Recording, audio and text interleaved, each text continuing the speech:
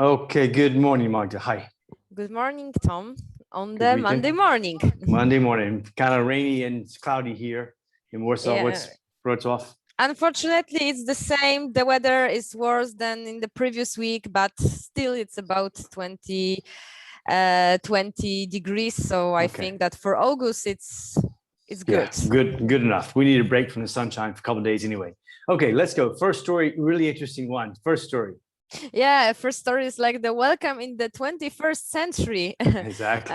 Poland's Instagram influencer Marty Renty sells love as NFT for $250,000.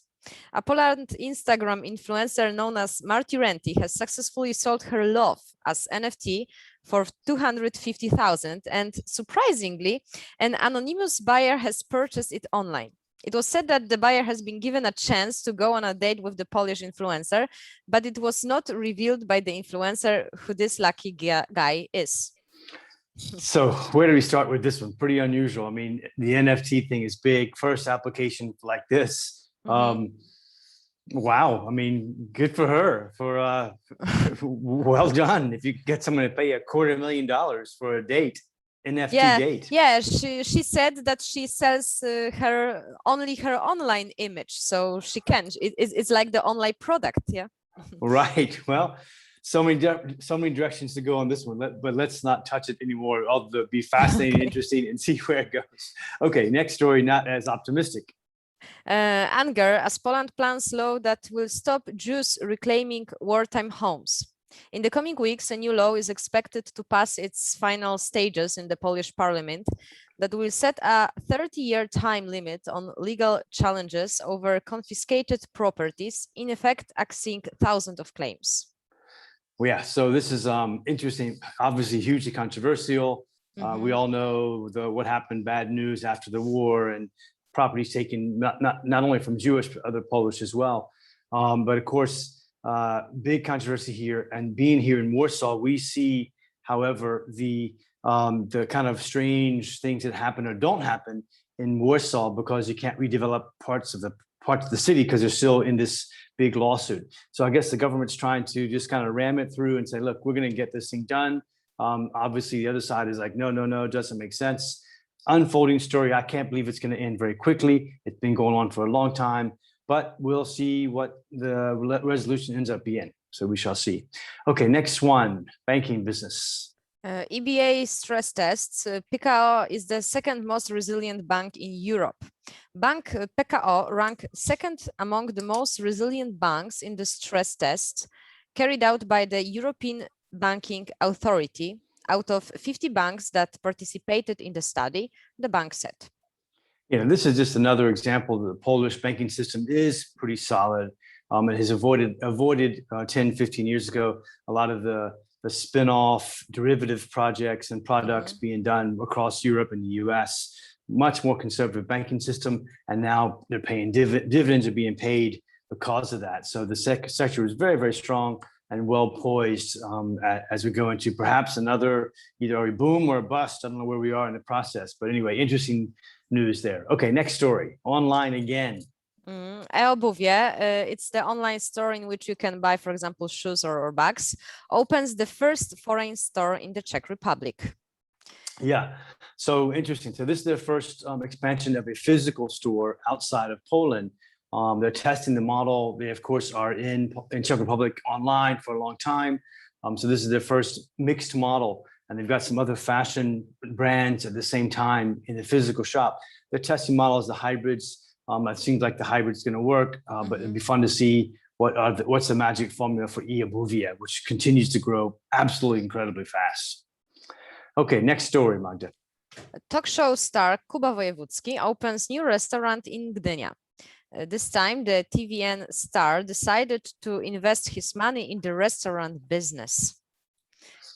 Tough business. They say one of the toughest businesses in the world, 90% failure rate, huge problems in the last 18 months, of course, because of the COVID.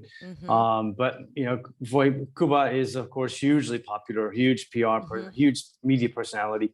We'll see how that applies to a restaurant business But we'll Yeah, see but what happens out of that. Yeah. but for sure he attracts people to his restaurant because of his TV image. Yeah. Yeah. From my perspective, he can't lose either way. If it doesn't work, he's got lots of things to talk about and laugh about at his next talk show. So anyway. Yeah. Okay, next story.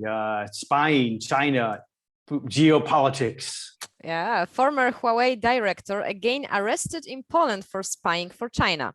According to the prosecution, Beijing Wang was working for a foreign intelligence service to the detriment of Poland. So this is of course, the Huawei battle with the U.S. started years ago by the Trump administration and continues to repercussions around the world. Poland has joined the bandwagon, kind of attacking Huawei, or let's say being careful about Huawei. Depends on your perspective. So there's also another Polish gentleman arrested as well as part of this operation. So I don't know what's going on with what's going on, but I do know that the politics of this will continue for a long, long time. And we talk about the intelligence services around the world digging deeper into all of us. We know that's the case. But anyway, we'll see what happens to Huawei and him in Poland. Big politics there. Okay, next story, Magda. French Iliad makes offer to take over Liberty Global's UPC Poland business. The French telecoms firm recently bought Polish mobile operator Play. It announced on Friday it had made an indicative offer for the whole of Liberty Global's Polish fixed internet operator UPC. So obviously Iliad coming in big time with this purchase of Play, big acquisition. Play, of course, is the mobile operator, but they're trying to now get the fixed line UPC cable business and merge them together. UPC isn't for sale necessarily, but apparently they've made an unsolicited offer to buy it. So we'll see what happens if Liberty Global ends up selling it. Then they have a huge play, no pun intended, huge play on the Polish mobile and telecom sector. So we'll follow that. Okay, next story. Another Frenchman, I think it is. Yeah, this is the last story for today. Acquis launches insurance management for leasing companies in Luxembourg and Poland. Acquis said Luxembourg and Poland represent an excellent strategic fit for its expansion plans, as many of the company's existing multinational clients also already have operations in these regions. Yeah, so they're following their clients, not unusual. A lot of leasing companies are big, whether it's cars or automotive or big machinery, a big business, and they're following their clients there. Welcome to Acquis into Poland. No more comments there, but we'll come back to these stories in the next editions tomorrow and the day after. Yeah. So done for the day, short and sweet, as they say.